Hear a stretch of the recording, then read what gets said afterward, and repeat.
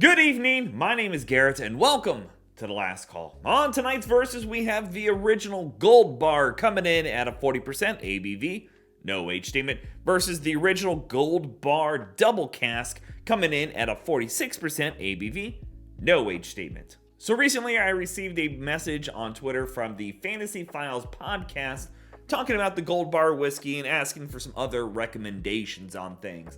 And I go, it's been a while since I've actually visited the Gold Bar whiskey, and I always plan on doing an A-B comparison between the two bottlings because you might just think on the surface these are identical bottles because, oh, one's just a Gold Bar, one's just a Black Bar.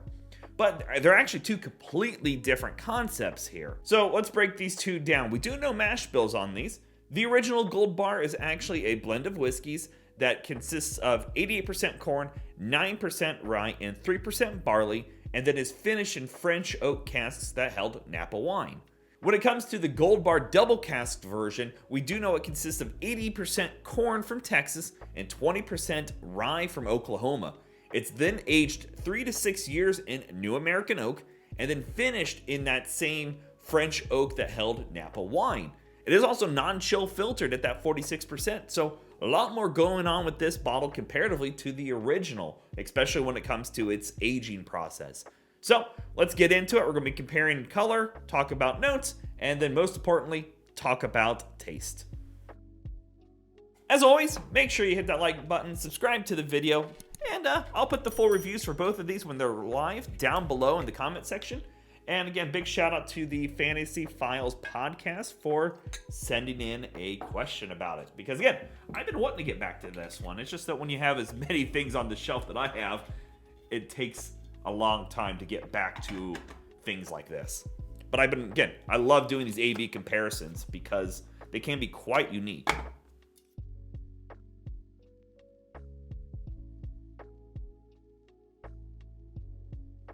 Right. And Gold Bar itself is pretty transparent on everything, except for the where it's aged at or where this one is necessarily sourced at, but they tell us mash bills. I love that, and I love a company that does finishing because you can have a lot of fun with finishing products. And wine casks can be hit or miss for me. I've had some that I really like, some that I don't quite care for, but usually they go pretty decent. Wow. The original here is a little bit lighter, but they're pretty darn close. Well, let's get into notes on the Gold Bar.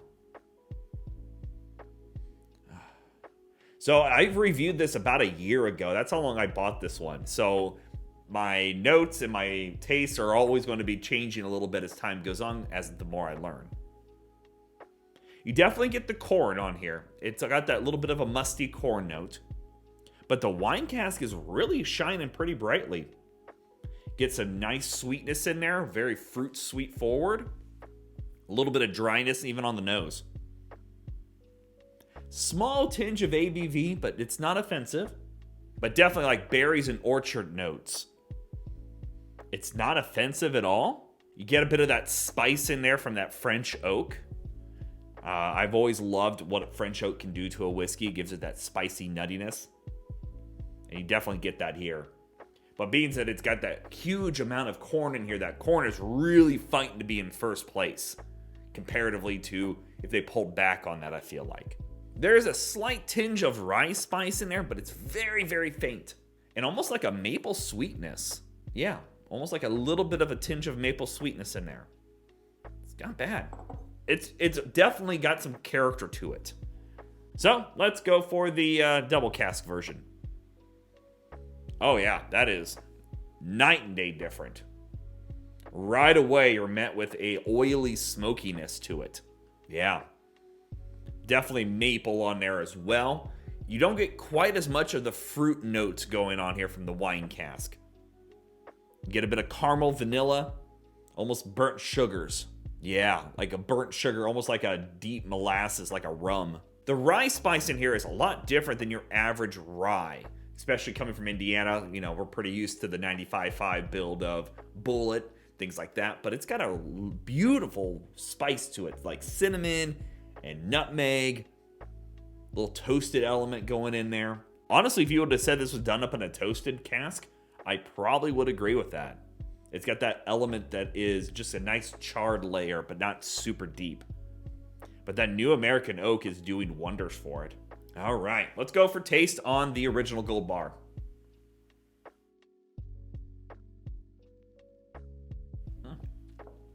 Beautiful fruit. It does drink thin. I think I remember saying that in my original review. Already, this flavors kind of speed run themselves. The wine here really does a good job. It doesn't taste off or spoiled as some wines can bring across, like a spoiled fruit or an expired fruit note.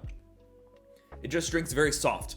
That corn in there is kind of peeking through, but definitely not as strong as the nose really showed it to be. But it's nice and simple. Get a little bit of vanilla, a little bit of caramel, but definitely the beautiful fruit is really popping in this one. It's doing a good job. But again, the downside to this one, does drink thin. I almost wish it was at a little bit higher proof just to really bring out some more characters to it. I get it for probably pricing situations. It's not a viable option, but I think it's pretty decent, especially if this was like your first sip into something in a wine cask. All right, let's go for taste on the double cask.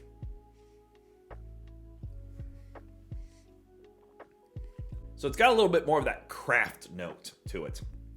A little smoky, a little earthy. But when I say craft note, it tends to be what I call the antique furniture.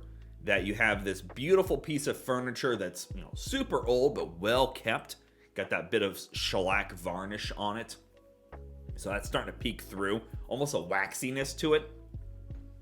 And I'm going to guess that's probably from the Texas corn. But it does have this layer of kind of a smokiness to it.